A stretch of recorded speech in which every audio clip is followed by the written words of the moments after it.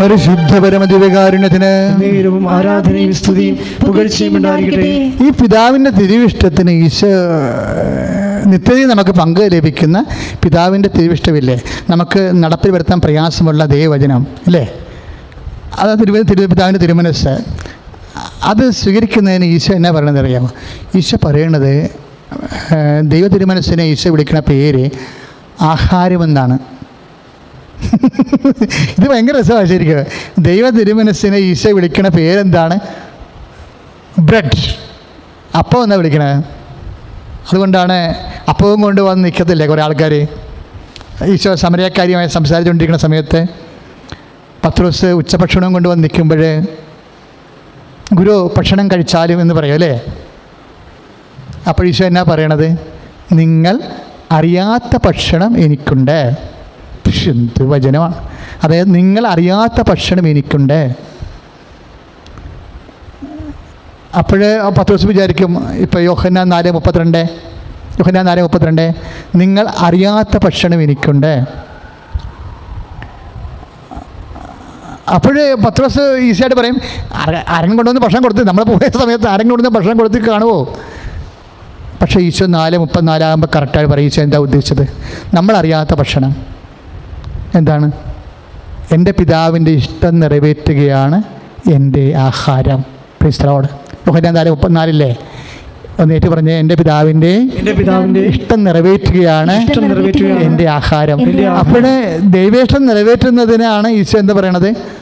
ആഹാരം എന്ന് പറയുന്നത്. അപ്പോൾ ഇത് നമ്മളുടെ ഇഷ്ടം നിറവേറ്റണത് നമ്മുടെ സാധാരണ ആഹാരമാണ് ഇല്ലേ. അടിസ്ഥാന സൗകര്യങ്ങൾ, ഇപ്പോൾ വസ്ത്രം, വീട്, ഭക്ഷണം, അത് നമ്മുടെ ഇഷ്ടമാണ്.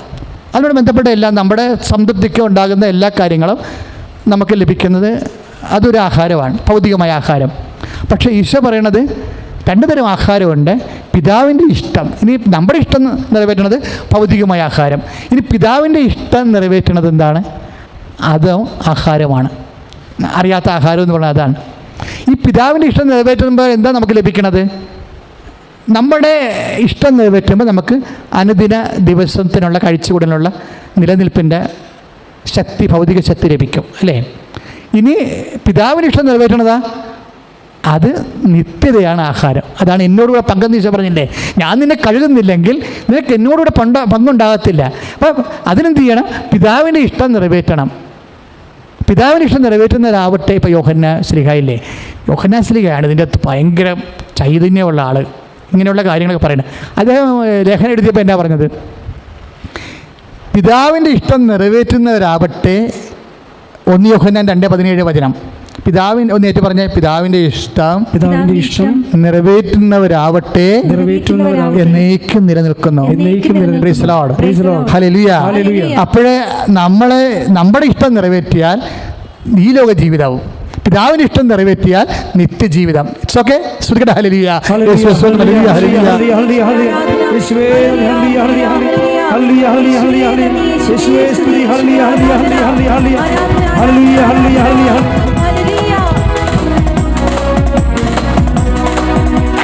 പരിശുദ്ധാത്മാവിൽ നിറഞ്ഞ നിങ്ങളെ സാക്ഷികളാകും. പരിശുദ്ധാത്മാവിൽ നിറഞ്ഞ നിങ്ങളെ സാക്ഷികളാകും. ഭൂമിയിൽ എല്ലായിടത്തും നിങ്ങളെ സാക്ഷികളാകും. ഭൂമിയിൽ എല്ലായിടത്തും നിങ്ങളെ സാക്ഷികളാകും. പരിശുദ്ധാത്മാവിൽ നിറഞ്ഞ നിങ്ങളെ സാക്ഷികളാകും.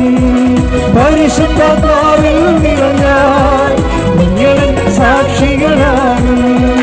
ഭൂമിയിൽ എല്ലായിടത്തും നിങ്ങളെ സാക്ഷികളാകും. ഭൂമിയിൽ എല്ലായിടത്തും നിങ്ങളെ സാക്ഷികളാകും. ഈ നമ്മൾ ദിവകുർബാനയല്ലേ കണ്ടുകൊണ്ടിരിക്കണം അല്ലേ. ഈ ക്രിസ്തീയ ജീവിതത്തിൻ്റെ സാര സംഗ്രഹമാണ് ദിവകുർബാന. ദിവകുർബാന കാണുമ്പോൾ, അപ്പം കാണുമ്പോൾ ഓർക്കണം, ഈ ഹലോകത്തിൽ നമുക്ക് ജീവിക്കണമെങ്കിൽ അപ്പം വേണം. നിത്യതയിലും അപ്പം തന്നെയാണ്. ഹലോകത്ത് നമ്മുടെ ആവശ്യങ്ങളും നമ്മുടെ ആഗ്രഹം അനുസരിച്ച് നിറവേറുമ്പോഴാണ് നമുക്ക് ഭൗതിക അപ്പം കിട്ടുന്നത്. ദൈവത്തിൻ്റെ ആഗ്രഹങ്ങൾ നിറവേറുമ്പോഴാണ് നിത്യത ലഭിക്കുന്നത്. എല്ലാം അപ്പത്തിൻ്റെ രൂപത്തിലാണ്. അതാണ് ഈ ആഹാരം ഒരു പ്രധാനപ്പെട്ട പ്രതീകമായി ഈശോ ഉപയോഗിക്കാൻ കാരണം. എല്ലാം അപ്പത്തിൻ്റെ രൂപത്തിലാണ്. അപ്പോഴപ്പോൾ എൻ്റെ മക്കളെ തന്നെ മനസ്സിൽ ഇപ്പോൾ ജോലി, വീട്, വിവാഹം ഇതെല്ലാം ഭൗതികമായ അപ്പമാണ്. ഇതെല്ലാം കൃത്യസമയത്ത് നടക്കാതിരിക്കണത് എന്താണ്? എന്നിട്ട് നമ്മൾ ദൈവതിരുമനസ്സായിട്ട് എടുക്കണത് എന്താണ്? അത് നിത്യതയുടെ ആഹാരമായിട്ട് മാറും. ഇതിന് നമ്മൾ അധ്വാനിക്കുക എന്നാണ് പറയണത്. നിത്യതയുടെ ആഹാരം നമ്മൾ അതും അധ്വാനിക്കേണ്ടതാണ്. നമ്മൾ ഇപ്പോൾ ഈശോ പറഞ്ഞില്ലേ, നശ്വരമായ അപ്പത്തിന് വേണ്ടി അധ്വാനിക്കാതെ. അവിടെ വാക്ക് ഭയങ്കര രൂക്ഷമായിട്ടാണ് വന്നിരിക്കുന്നത്. യോഹന്നാൻ 6:27 നശ്വരമായ അപ്പത്തിന് വേണ്ടി അധ്വാനിക്കാതെ എന്ന് വെച്ചാൽ, നശ്വരമായ അപ്പത്തിന് വേണ്ടി അധ്വാനിക്കാതെ എന്ന് പറയുമ്പോൾ നമ്മൾ നശ്വരമായ അപ്പത്തിന് വേണ്ടി അധ്വാനിക്കേ അരുതെന്നല്ല. പിന്നെ ഇങ്ങനെ നമ്മൾ ഭക്ഷണം കഴിക്കും? നമുക്ക് കണ്ണില്ലേ, മൂക്കില്ലേ, നമുക്ക് ഉടുപ്പ് വേണ്ടേ, പച്ചനാണെങ്കിലും ലോഹ വേണം അല്ലേ? അപ്പം നശ്വരമായ അപ്പത്തിന് വേണ്ടി മാത്രം അധ്വാനിക്കാതെ എന്നുള്ള ഒരു യുക്തിയാണ് അവിടെ ഉള്ളത്. കാര്യം ഈ കക്ഷികളോട് ഈശോ അഡ്രസ്സ് ചെയ്യണം ആരാണെന്നറിയാവോ? തലേ ദിവസം വൈകുന്നേരം ഈശോ അപ്പം വർദ്ധിപ്പിച്ചായിരുന്നു. അതാണ് പ്രശ്നം. തലേ ദിവസം ഈശോ വൈകുന്നേരം അപ്പം വർദ്ധിപ്പിച്ചായിരുന്നു. ആ ഓർമ്മയ്ക്ക് പിന്നെ അത്ഭുതം പ്രവർത്തിക്കുമെന്ന് പറഞ്ഞ് വട്ടിയും കൊട്ടയും എടുത്ത് വന്ന ആൾക്കാരോടാണ് ഈശോ സംസാരിക്കണത്, രണ്ടാമത് സംസാരിക്കണത്, അവരെ അഡ്രസ്സ് ചെയ്യണത്. അതാണ് ഈശോ പറഞ്ഞത്, നശ്വരമായ അപ്പത്തിന് വേണ്ടി മാത്രം അധ്വാനിക്കാതെ. കാര്യം അവർക്ക് നശ്വരമായ അപ്പം അധ്വാനിക്കാതെ കിട്ടിയതാണ് അപ്പം വർദ്ധിപ്പിച്ചപ്പോഴേ. അതുകൊണ്ടാണ് 6:27 അവരെ വീണ്ടും അവരപ്പൻ കൈ നനയാതെ മീൻ പിടിക്കാൻ വന്നപ്പോഴേ ആണ് ഈശോ സംസാരിക്കുന്നത്, നശ്വരമായ അപ്പത്തിന് വേണ്ടി മാത്രം അധ്വാനിക്കാതെ അനശ്വരമായ അപ്പത്തിന് വേണ്ടി അധ്വാനിക്കുവിൻ. എന്നിട്ട് ഈശോ പറയും അത് ആര് തരുമെന്ന് പറയും. അതാണ് യോഹന്നാൻ 6:27 നശ്വരമായ അപ്പത്തിന് വേണ്ടി മാത്രം അധ്വാനം. അപ്പം മാത്രമെന്ന് ഞാൻ ചേർത്തതാണ്. കാര്യം എന്താ വെച്ച് കഴിഞ്ഞാൽ ഈശോ ഉദ്ദേശിക്കുന്നത് അതാണ്. കാര്യം കഴിഞ്ഞ ദിവസം രാത്രി വൈകുന്നേരം അപ്പം വർദ്ധിപ്പിച്ചതാണ്. അവർ തന്നെയാണ് പിന്നെ ഈശോനെ തിരക്കി വന്നിരിക്കുന്നത്. അതുകൊണ്ടാണ് അവരോടാണ് ഈശോ പറയണത് നശ്വരമായ അപ്പത്തിന് വേണ്ടി മാത്രം. എന്നുവെച്ചാൽ നിങ്ങൾക്ക് ഇന്നലെ നശ്വരമായ അപ്പം കിട്ടിയതാണ്, അധ്വാനിക്കാതെ കിട്ടിയതാണ്. അപ്പോൾ എപ്പോഴും അധ്വാനിക്കാതെ ഭക്ഷണം കഴിക്കാമെന്ന് വിചാരിക്കരുത്. നിങ്ങൾ ഇനി അധ്വാനിക്കേണ്ടത് എന്തിനാണ്? അനശ്വരമായ അപ്പത്തിന് വേണ്ടി അധ്വാനിക്കുവിൻ. അപ്പം നശ്വരമായ അപ്പത്തിന് വേണ്ടി മാത്രം അധ്വാനിക്കാതെ അനശ്വരമായ അപ്പത്തിന് വേണ്ടി അധ്വാനിക്കുവിൻ. എന്നിട്ട് ഈശോ പറയും 6:68 അത് 6:28 എന്താണ്? അത് മനുഷ്യപുത്രൻ നിങ്ങൾക്ക് നൽകും. പക്ഷേ ഈശോയുടെ ഈ ഓഡിയൻസ് ഇല്ലേ, ഭയങ്കര പ്രബുദ്ധമായ ഓഡിയൻസാണ്. ഓഡിയൻസ് എങ്ങനെയാണ് പ്രബുദ്ധമായെന്ന് വെച്ച് കഴിഞ്ഞാൽ, ഈശോ വചനം പറയുമ്പോഴേ അതിൻ്റെ കൂടെ പ്രാർത്ഥനയോ ഉള്ളത് കാരണം ഇവർക്ക് അഭിഷേകം കിട്ടിയിട്ട് ഇവർക്ക് ഈശോ എന്താണ് ഉദ്ദേശിക്കണമെന്ന് ഉടനെ മനസ്സിലാകും. അത് അമാവാസിലേക്ക് പോയ ശിഷ്യന്മാർക്ക് മനസ്സിലായി എന്താണ് ദൈവവചനം കേൾക്കാനുള്ള ഗ്രഹിക്കാനുള്ള കൃപ കൊടുത്തുകൊണ്ടാണ് വചനം പ്രസംഗിക്കുന്നത്. അതുകൊണ്ടാണ് അച്ഛൻ ഇന്നലെ പറഞ്ഞത് വചനം വായിക്കുന്ന മുമ്പ് തന്നെ പ്രാർത്ഥിക്കണം. എന്താണ്? വചനം ഗ്രഹിക്കാനുള്ള കൃപയ്ക്ക് വേണ്ടി പ്രാർത്ഥിക്കണം. അപ്പോൾ ഉടനെ ജനം ചോദിച്ചു, ദൈവഹിതമനുസരിച്ച് ജീവിക്കുന്നവരാകാൻ ഞങ്ങൾ എന്ത് ചെയ്യണം? കണ്ടില്ലേ വചനം പോണ ബുക്ക് കണ്ടില്ലേ? അതായത് ദൈവഹിതമനുസരിച്ച് ജീവിക്കുന്നവരാകാൻ ദൈവം ഉടനെ ജനം ചോദിച്ചു, നശ്വരമായ അപ്പത്തിന് വേണ്ടി മാത്രം അധ്വാനിക്കാതെ അനശ്വരമായ അപ്പത്തിന് വേണ്ടി, നിത്യജീവൻ നൽകുന്ന അനശ്വരമായ അപ്പത്തിന് വേണ്ടി അധ്വാനിക്കുക. ആ നിത്യജീവൻ ആര് നിങ്ങൾക്ക് നൽകും? മനുഷ്യപുത്രൻ നിങ്ങൾക്ക് നൽകുമെന്ന് പറയും. ഈശോ നൽകുമെന്ന്. അപ്പോൾ ഈശോനെ കിട്ടാൻ എന്താ മാർഗം? ഉടനെ ജനത്തിന് മനസ്സിലായി. അഭിഷേക വിധിപ്രകാരം മനസ്സിലായിട്ട് ജനം ചോദിച്ചു, ഞങ്ങൾ എന്ത് ചെയ്യണം? ദൈവഹിതമനുസരിച്ച്. അപ്പോഴും ജനങ്ങൾക്ക് മനസ്സിലായി ദൈവഹിതമനുസരിച്ച് നമ്മുടെ ഹിതം നിറവേറാതെ വരുമ്പോൾ നിറവേറണത് ദൈവഹിതമായിരിക്കും. ആ ദൈവഹിതമനുസരിച്ച് ജീവിക്കാൻ ഞങ്ങൾ എന്ത് ചെയ്യണം? ഇപ്പോൾ 6:29 6:30 ഉടനെ യോഹന്നാൻ്റെ സുവിശേഷം ഉടനെ ഈശോ പറയും, അയച്ചവന് വിശ്വസിക്കുക. ഈശോയിൽ വിശ്വസിക്കാൻ പറയും. ഈശോയിൽ വിശ്വസിക്കുക. അതായത് നമുക്ക് ഒരു വിഷയത്തിൽ നിന്ന് ലഭിക്കുന്നത് ഒന്നെങ്കിൽ നമ്മളുടെ ആഗ്രഹങ്ങൾ നിറവേറും, അല്ലെങ്കിൽ ഈശോനെ ലഭിക്കും. അതാണ്. ഒന്നും ലഭിക്കാതെ ഒരിക്കലും ഇരിക്കത്തില്ല. നമ്മുടെ പ്രാർത്ഥന കേൾക്കുന്നില്ല എങ്കിൽ അത് ദൈവഹിതമായി നമ്മൾ സ്വീകരിച്ചാൽ അതിൻ്റെ റിസൾട്ടായിട്ട് നമുക്ക് ലഭിക്കുന്നത് ഈശോനെ തന്നെയാണ്. ഈശോൻ്റെ കൂടെ പങ്ക്, ഈശോ നേടിത്തന്ന പങ്ക് അത് നിത്യജീവനാണ്. അനുദിന ജീവിതം നമുക്ക് ലഭിച്ചില്ലെങ്കിൽ നമുക്കതിൽ നിത്യജീവൻ ഉണ്ടെന്നറിയണം. അതാണ് ദൈവത്തിൻ്റെ വചനം നിങ്ങൾ പാലിക്കുന്നു, അതിൽ നിത്യജീവൻ ഉണ്ടെന്ന് നിങ്ങൾക്കറിയാമെന്ന് ഈശോ പരിസയരോട് പറഞ്ഞത്. ദൈവത്തിലെ ഒരു പ്രാർത്ഥന മിസ്സാകുന്നില്ലെന്നർത്ഥം. ഒരു പ്രാർത്ഥന ക്യാഷ് ആൻഡ് കൈൻഡ് ആയിട്ട് ഭൗതികമായിട്ട് ആനുകൂല്യം അതിൽ നിന്ന് ലഭിച്ചില്ല എന്നുണ്ടെങ്കിൽ നമ്മൾ എന്നിട്ടും അതിൽ വിശ്വസിക്കുകയാണെങ്കിൽ നമുക്ക് ലഭിക്കുന്നത് അതിൽ അതിലൂടെ ഈശോനെയാണ്, അതിലൂടെ ഈശോ നേടിയ നിത്യജീവനാണ്. ശ്രുതികട്ടെ ഹല്ലേലൂയ. യേശുവേ സ്തോത്രം.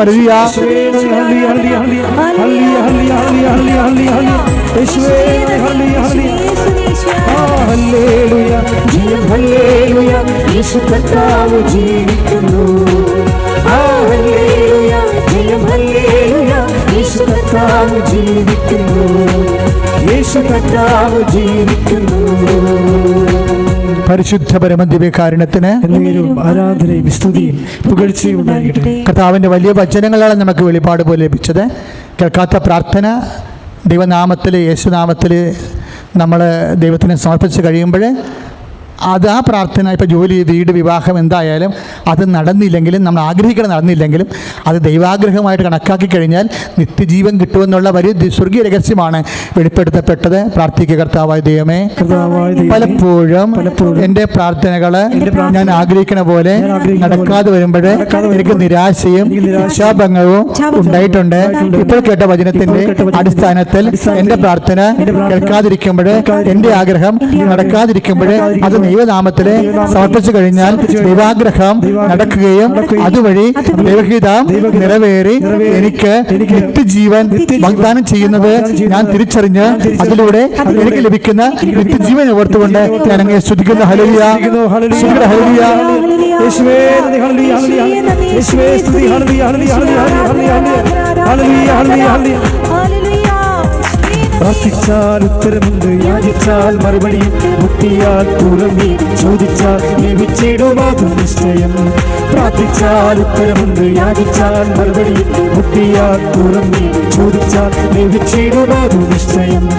നിശ്ചയം നിശ്ചയം അതു നിശ്ചയം, വാക്കു പറഞ്ഞവൻ മാറുകയില്ല. നിശ്ചയം നിശ്ചയം അതു നിശ്ചയം, വാക്കും തന്നവനകലുകയില്ല.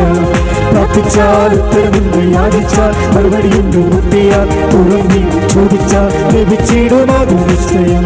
പ്രാർത്ഥിച്ചാൽ ഉത്തരമുണ്ട്, യാചിച്ചാൽ മറുപടിയുണ്ട്, മുട്ടിയാൽ തുറന്നി, ചോദിച്ചാൽ ലഭിച്ചിടുമാതും നിശ്ചയം. സ്തുതിക്കട്ടെ. ഹല്ലേലൂയ. ഹല്ലേലൂയ. ഹല്ലേലൂയ.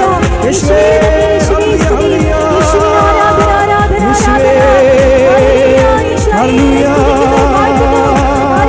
യേശുവേ ആരാധന. ഹല്ലേലൂയ. ഹല്ലേലൂയ. ഹല്ലേലൂയ. ഹല്ലേലൂയ. യേശുവേ ആരാധന. ആരാധിച്ചാൽ വിടുതലുണ്ട്, ആശ്രയിച്ചാൽ കരുതലുണ്ട്. ആരാധിച്ചാൽ വിടുതലുണ്ട്, ആശ്രയിച്ചാൽ കരുതലുണ്ട്. വിളിച്ചാൽ വിളി തുറത്തെത്തും നിശ്ചയം, വിളി ശ്രവിച്ചാൽ നിത്യരക്ഷ നിശ്ചയം.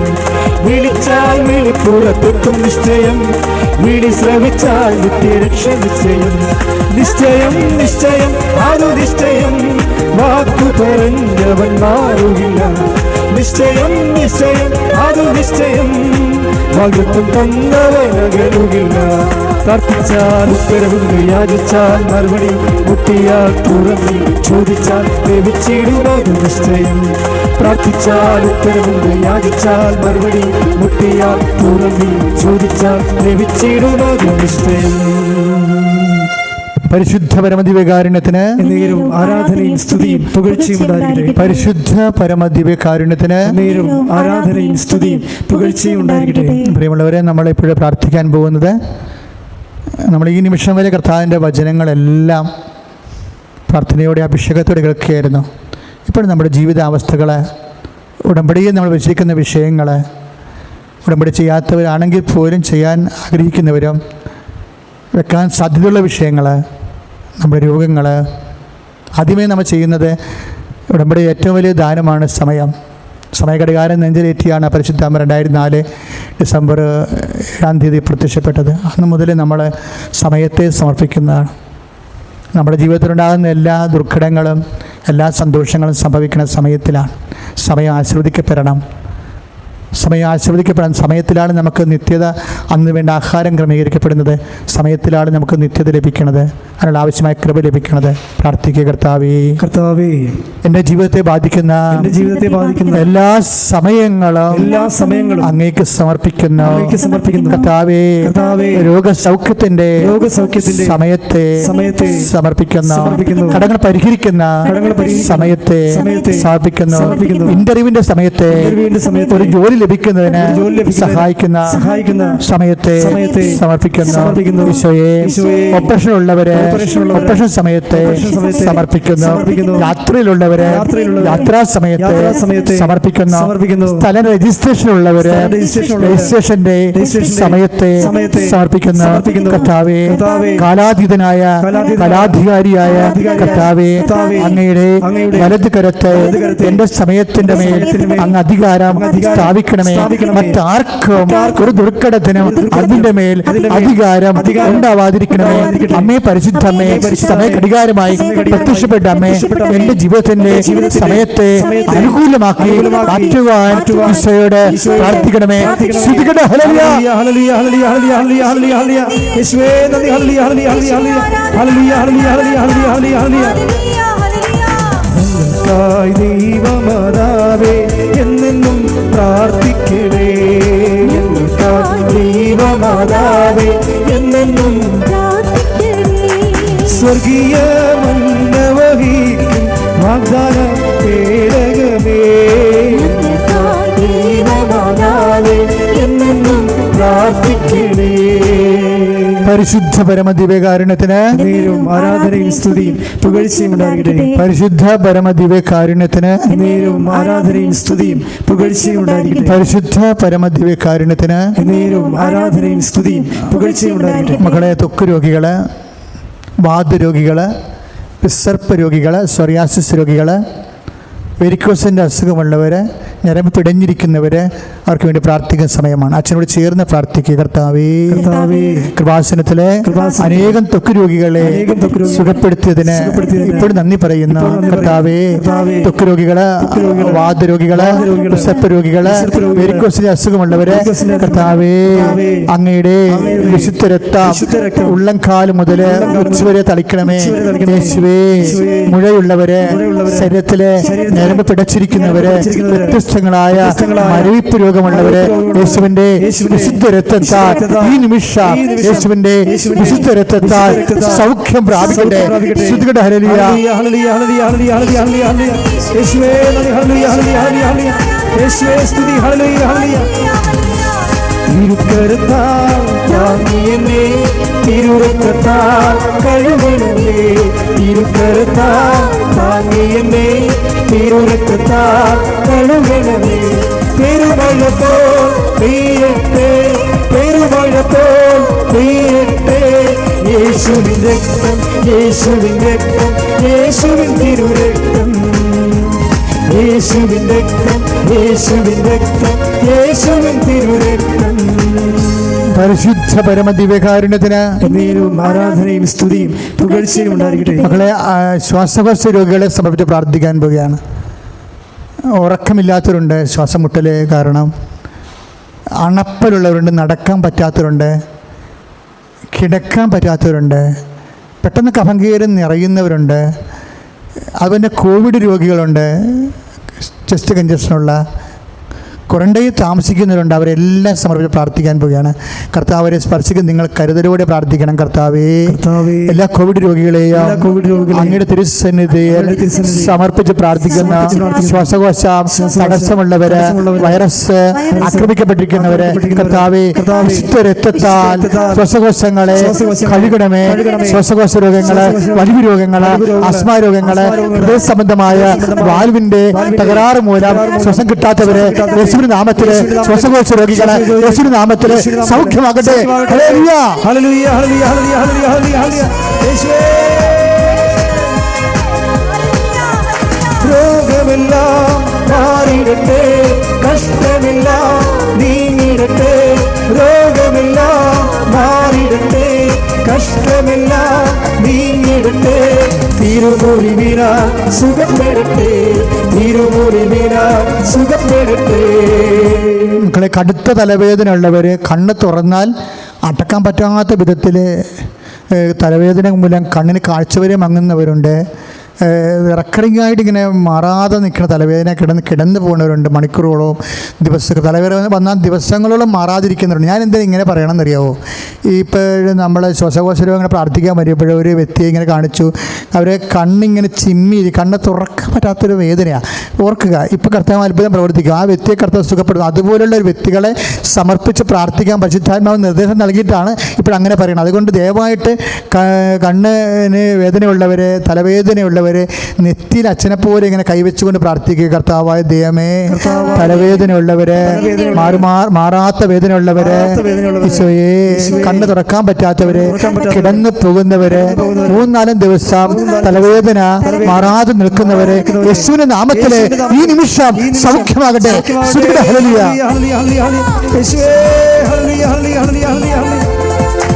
ആരാധിക്കുമ്പോൾ വിടുതൽ, ആരാധിക്കുമ്പോൾ സൗഖ്യം, ആരാധിക്കുമ്പോൾ വിടുതൽ, ആരാധിക്കുമ്പോൾ സൗഖ്യം.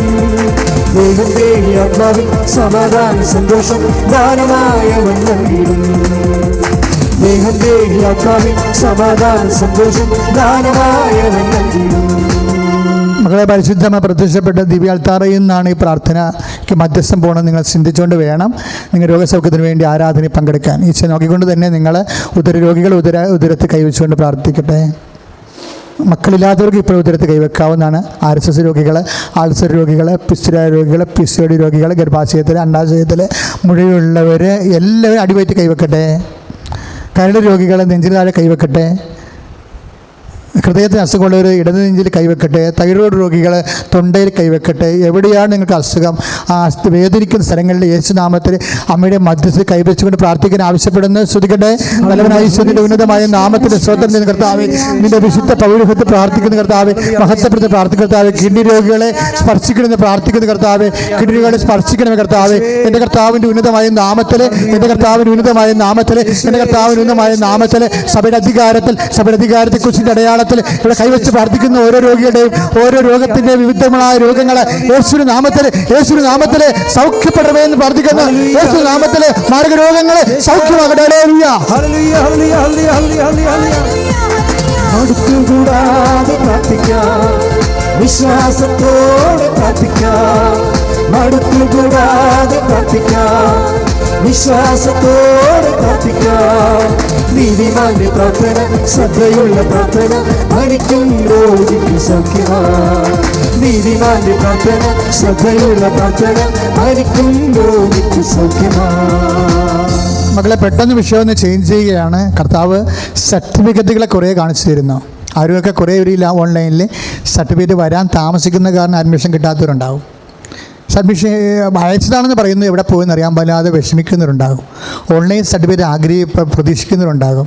ആ സർട്ടിഫിക്കറ്റ് കിട്ടിയില്ല, പ്രൊഡ്യൂസ് ചെയ്തില്ല എന്നുണ്ടെങ്കിൽ വേറെ ആൾക്കാർ അവർക്ക് സർട്ടിഫിക്കറ്റ് ഉള്ളവർ കയറി ജോലി ചെയ്യും. നിൻ്റെ സീറ്റും ചിലപ്പോൾ നിൻ്റെ കോളേജിലെ സീറ്റ് എടുത്തുനിന്ന് വരും. അപ്പോൾ അങ്ങനെ വിഷമിക്കുന്നവരുണ്ടാകും.